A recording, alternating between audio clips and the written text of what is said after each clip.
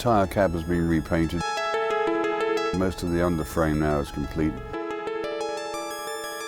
We are looking at doing some of the gear wheels under the chassis, maybe silver, basically because we've got an excess of silver paint.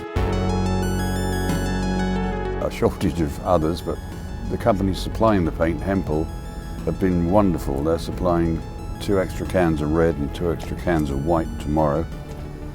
So the goodwill attached to this old machine is absolutely overwhelming. Whatever we seem to want, we get. And it will be here forever.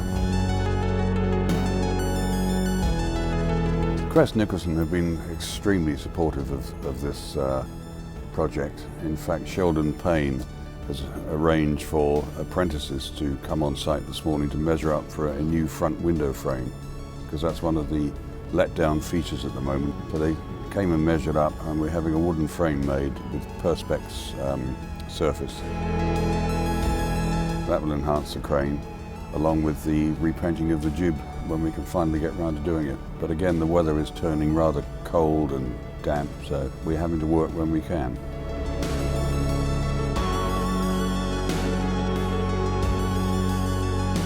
People are coming up daily, making really, really positive, warm comments about the fact we are enhancing a piece of Bath's heritage.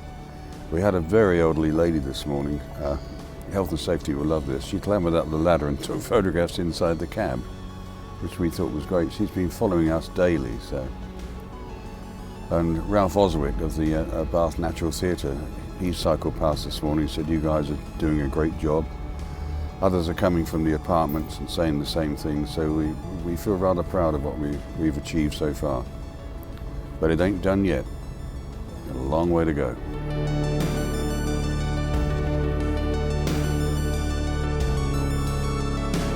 The number 3112 was allocated to the crane once it was manufactured at the Newark Royal Victoria Works, as they were. To the best of my knowledge, it never had a pet name, but it was always known as crane number 312. Well, I've had 2 stencils, about 8 inches tall, made of number 312, and they will be affixed to the rear chassis member and the front as a final touch. Even though it didn't have a name, it deserves a number, and it was always crane number 312.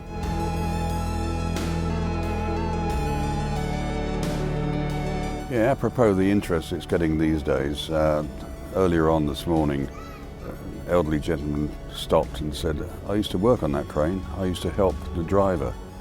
And he named the guy's name. It's gone from my memory at the moment, but he said he can remember the way he used to empty the ash can. He said he had the hardest hands he'd ever seen because he didn't wear gloves. And he said it's just wonderful to see the way the crane is taking shape.